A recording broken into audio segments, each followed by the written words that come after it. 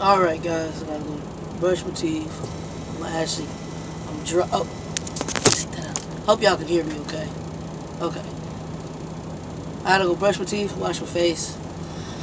So, we got everything on top done. I might try to clip it in that. I got the laundry washed up. I gotta go wash the blankets, some leftover clothes, and a towel up here. I think I'm gonna eat breakfast here at the terminal while I'm washing.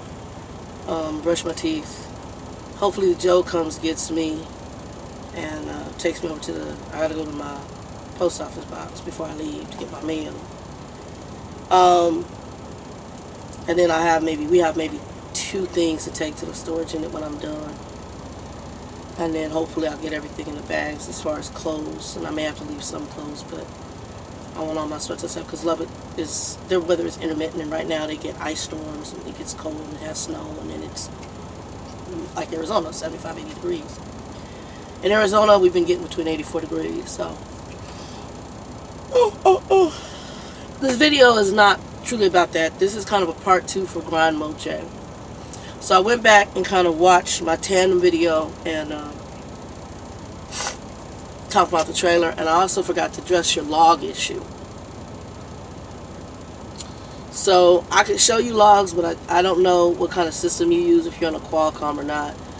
But anybody who's on electronic logs, you can correct your logs. But I want to talk about how to track your logs and how to correct your logs. So I'm trying not to make this long. Last night I was tired and I just kind of rushed through a few other things that just stood out in my head from your video. So logs is the first one on here. When you go to a shipper, on paper logs, all I ever logged was 10 minutes. Okay? I logged 10 minutes. As soon as I got there, I let it go 10 minutes, and then I took myself either off duty or sleeper berth. Because normally, while they're unloading or loading that truck, I'm laying down in the bunk. Even if it's a drop hook, I log 10 minutes. The reason is because if you log more than that, or if you log your whole freaking time sitting at the shipper, you're going to eat up your drive clock, and you're not going to make money. Okay? That's honesty by this. Now, you are technically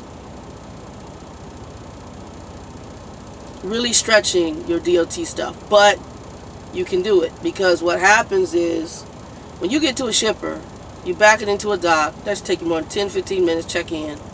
I just lump that all together. Once they start working, you're kind of off duty. You go get a hamburger, go lay in the bunk. I put myself in off duty because I might just walk around. I might get in the bunk and read. I'm not working. Okay? That's how I look at it. And that way it doesn't eat away from my own duty hours, which also eats away from my drive hours. Okay? 10 minutes at the shipper. When I fuel, I log 5 or 10 minutes to fuel. You might be there longer. Walk in front of the truck, but by the time I swipe my card, put those things in there and walk around, I'll go to off duty. Okay? Go in, get something to drink. You better be feeling me. Now, my company, they send a message when you're at the shipper. Oh, you're at the shipper. Please log. Everything is on, make sure you log in your work hours is on duty. Okay, whatever. I log 10 minutes on duty. The rest of it, I'll be doing whatever the hell. I'll be eating a half sandwich in the back. That's off duty. If I'm sitting in my sleeper berth, that's sleeper berth. Off duty sleeper berth. One of them 2 while you sitting in the shipper being loaded. When you go drop hook, 10 minutes. Even if it takes you a little longer, I just log 10 minutes. I'm going to be honest. Because I'm not going to eat up my own duty drive clock that makes my payroll by putting 3 hours, 5 hours at the shipper. You're not going to make no money because you're eating up through your clock. Also, if you forget to take yourself into off duty, change it to off duty, and you should have on electronic logs a way to go back and correct. And then just put, actually while you correct it, I put fix or notes, whatever. So you should be able to go back and correct those logs before you submit them, because you have to submit them to your company. Correct your logs, submit. 10 minutes fuel, 10 minutes shipper, 10 minutes consignee. I don't do more than that. Even if it take me 5 hours, I don't do more than that. No, I don't. If you're getting something repaired, you go to a shop. 10 minutes. On duty. Shop. Off duty for the rest of it. You ain't out there changing a damn tire. That is how you don't use up all your hours. Okay? If you putting it took you 5 hours to get that damn truck in the dock, you're going to eat up all your drive hours and you ain't going to make no money. So, I'm going to be honest like that. That's how I do it. Okay? You being relieved of duty as soon as you check in with the shipper. Because the shipper got to do their shit. You being relieved of duty as soon as you check with the consignee. Because consignee got to do their stuff. That's how I do it. This is some of why a lot of people didn't want to go to electronic logs. I've been electronic logs back in 2000. Well, I had them when I was with Werner. And then I was paper when I was at Swift. And then I was electronic when I was at Pride and with Conway. I like electronic logs. I don't have no problem with them.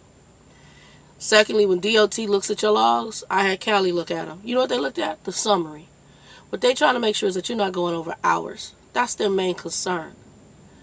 That you're not going over hours, and that you're not riding over hours, and that you're not in violation on that way. That you take your breaks on, your 8-hour break, whatever. So that's how I work my logs, and that will help you not eat up your clock. So that's logs, best I can explain it.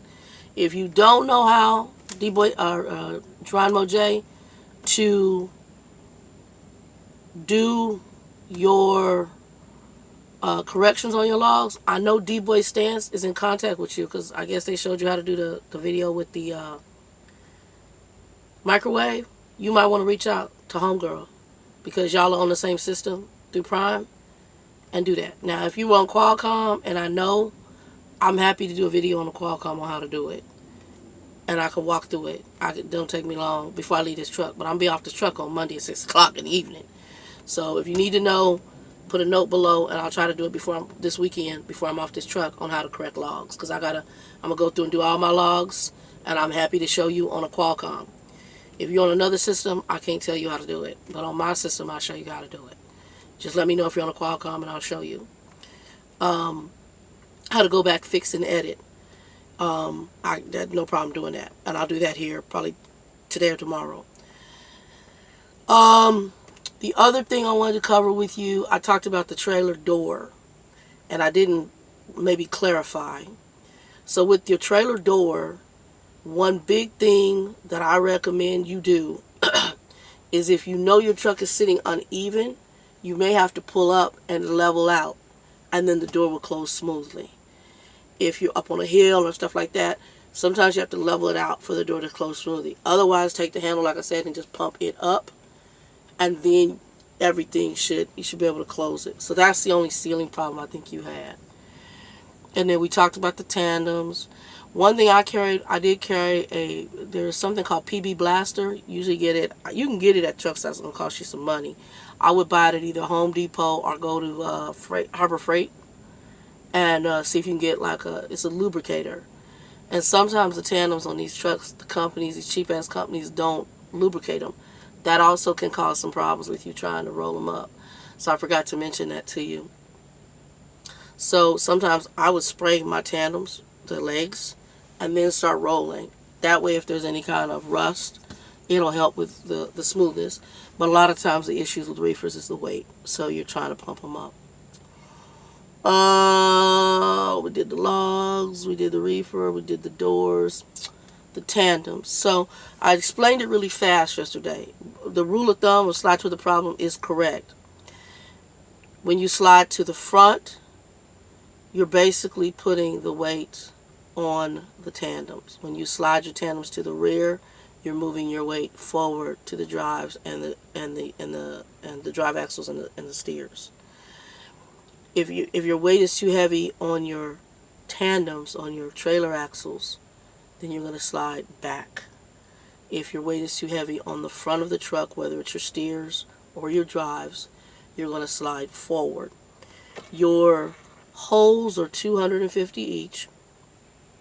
So what you usually want to do is figure out where you're over, so you know about how many holes to slide your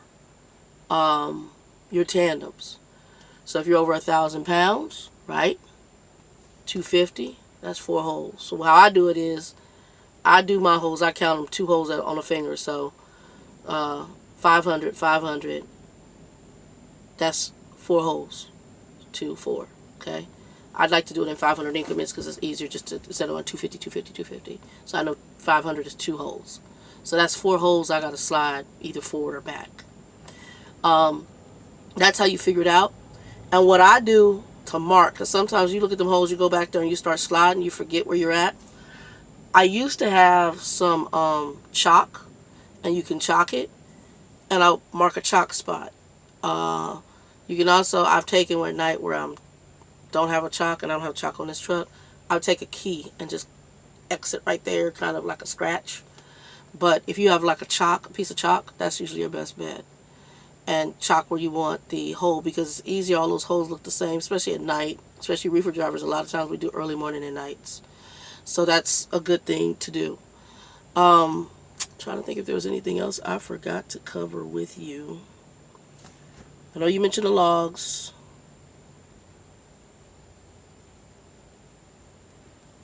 Talked about the tandems, your doors, and that. So I think I've covered everything that's an issue. And like I said, the backing part, child, that'll come. You just keep doing it. Take your time. It take you an hour. People make fun of you. They'll stare at you. Look, I got 4 years experience. I was just in a day cab dock. It took me damn near 30 minutes in California at Golden State Foods to get this in a dock door at they dock. And at first I was like, dang. But then when I saw, was it J.C. Christian or Trucking, whatever, come in, he had to go out. He couldn't even get it in the dock door they gave him. He had to come up and go 2 dock doors down for me just to get it in.